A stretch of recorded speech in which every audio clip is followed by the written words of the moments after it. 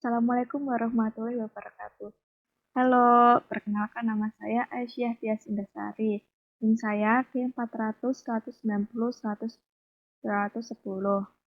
Baik, di sini kita akan mensimulasikan rangkaian dari tugas besar elektronika analog lanjut.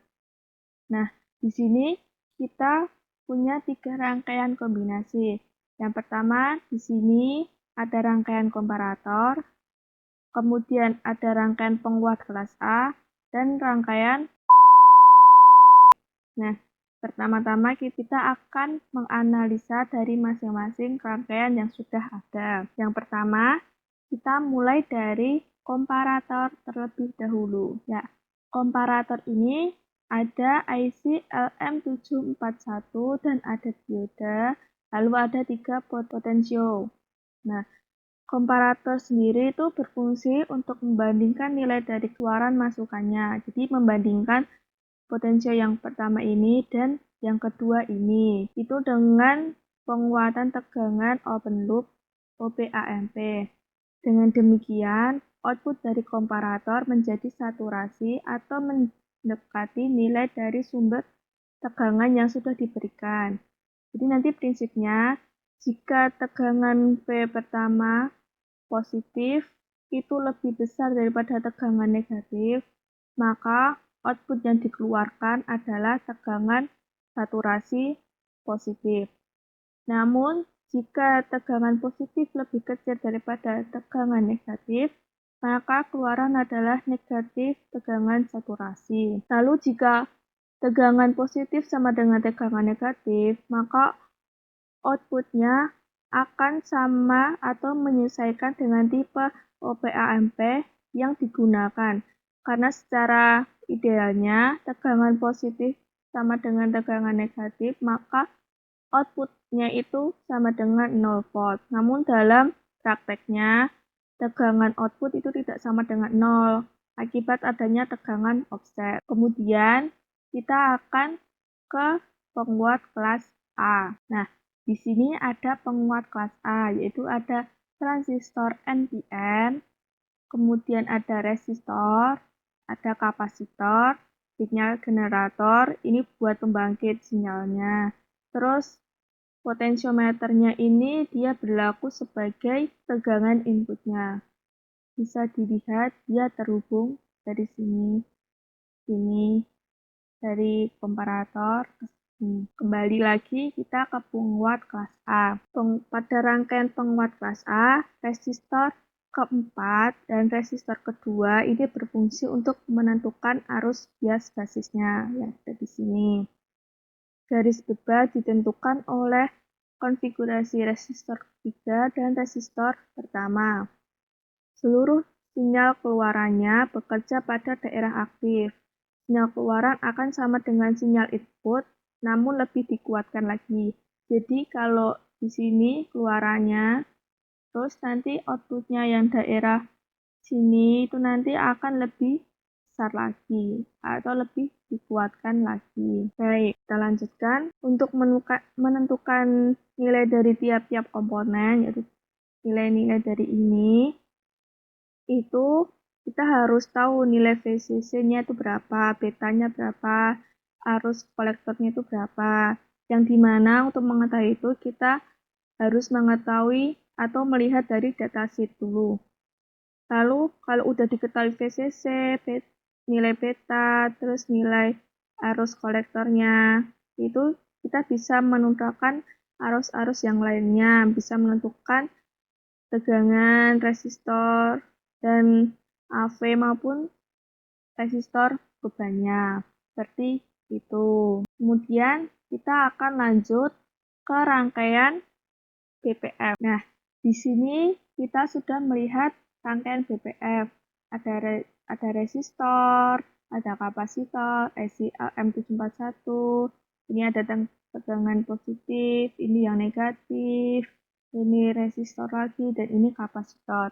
Tidak lupa ini ada potensiometernya. Jadi rangkaian BPF ini itu gabungan dari rangkaian LPF dan HPF, yang dimana rangkaian LPF itu sebagai rangkaian yang meloloskan frekuensi rendah dan memblok frekuensi tinggi. Sehingga semakin tinggi frekuensi, maka output semakin rendah. Dan idealnya, LPF sama sekali tidak melewatkan sinyal di atas cut-off-nya. Sedangkan rangkaian HPF merupakan rangkaian yang meloloskan frekuensi tinggi dan memblok frekuensi rendah. Sehingga semakin tinggi frekuensi, maka tegangan output semakin besar. Dan idealnya, HPF sama sekali tidak melewatkan sinyal dengan frekuensi bawah cut-off-nya. Jadi di rangkaian BBF ini ada dua rangkaian, yaitu rangkaian LPF dan rangkaian HPF. Jadi nanti rangkaian BPF ini gelombang inputnya maupun outputnya tidak akan jauh berbeda, walaupun frekuensi besar ataupun kecil, karena tadi ada rangkaian LPF dan HPF-nya. Namun, bila frekuensi mencapai cut-off atas, maka tegangan keluaran akan turun. Jadi sama aja. BPF juga memiliki frekuensi cut-off-nya, yang dimana kalau melewati itu, dia tegangannya akan langsung turun. Karena kita sudah tahu analisa rangkaiannya, kita akan mensimulasikan hasil dari gelombang rangkaian ini ya. Kita play dulu. Nah, ini sudah muncul hasilnya. Nah, kita mulai analisa saja. Yang pertama, channel A. Channel A ini dari outputnya komparator. Di sini ya, output komparator ini sebenarnya DC murni. Namun, jika propertifnya ini dikecilkan, maka berbentuk sinus. Nah, jika propertifnya ini dikecilkan, maka dia akan berbentuk bergelombang, tidak datar lagi. Nah, bisa dilihat kan, yang tadinya datar menjadi bergelombang. Bergelombang gini. Kenapa bisa seperti ini? Karena dari outputnya channel A ini, nah channel A ini kan terhubung ke potensiometer, di mana potensiometer ini dia juga terhubung ke rangkaian penguat kelas A. Jadi dari output channel A ini, output komparator, mendapatkan kebocoran sinyal dari sinyal generator. Bisa dilihat dari ini DC voltmeternya, bahwa nilainya tidak berhenti di satu nilai, tapi berubah-ubah. Nah, ini karena kebocoran sinyalnya. Kemudian, dari penguat kelas A. Penguat kelas A ini ada gelombang input di channel B, dan ada gelombang output di channel C. Kita lihat. Oh iya, maaf sebelumnya, karena min saya itu belakangnya 0, saya memakai tegang potensiometer yang low, yaitu di kisaran yang telah ditentukan, yaitu 25% dari kapasitas potensiometer yang sudah diberikan. Nah, ini gelombang input dari penguat kelas A ini berbentuk sinus ya.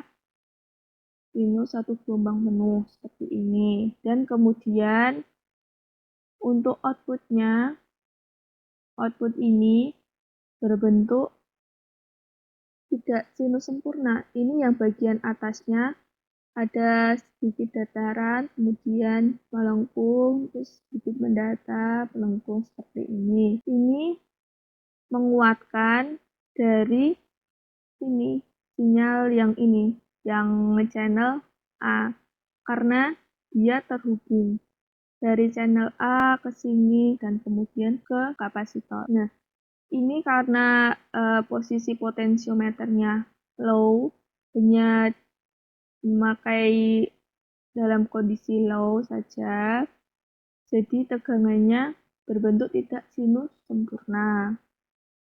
Bisa dilihat seperti ini, dia sudah menguatkan gelombangnya.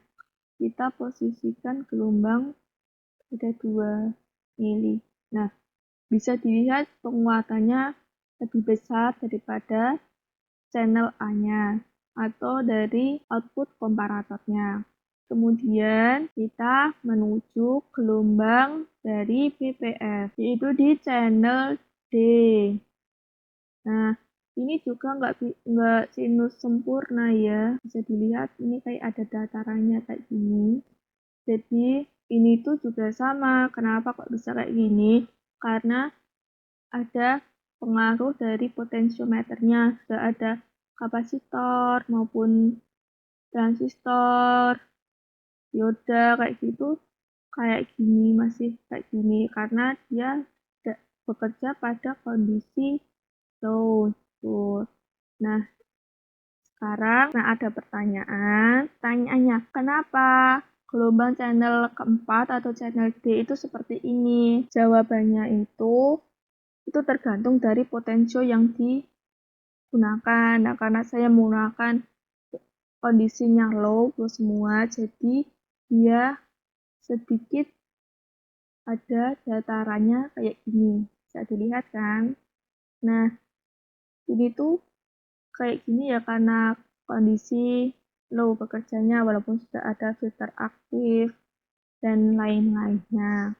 Nah, kemudian ada yang tanya lagi, berapa nilai cut-off-nya? Cut-off-nya yaitu yang LPF 2pi kali C 1 kali R1. Yang nilainya yaitu adalah 2pi kali 4,7 kali 10,9 karena nanofarad. Jadi dia nilainya itu pangkat -9, lalu dikali 40.000. Hasilnya adalah 864,56 Hz. Dan untuk HPF-nya itu 1 dibagi 2pi kali C2 kali R2, yaitu 1 dibagi 2pi kali 4,7 kali 10 pangkat -9. Kemudian dikali 1000. Jadi hasilnya 3.386,75 Hz. Jadi frekuensi cut-off-nya adalah 864.386,75 Hz.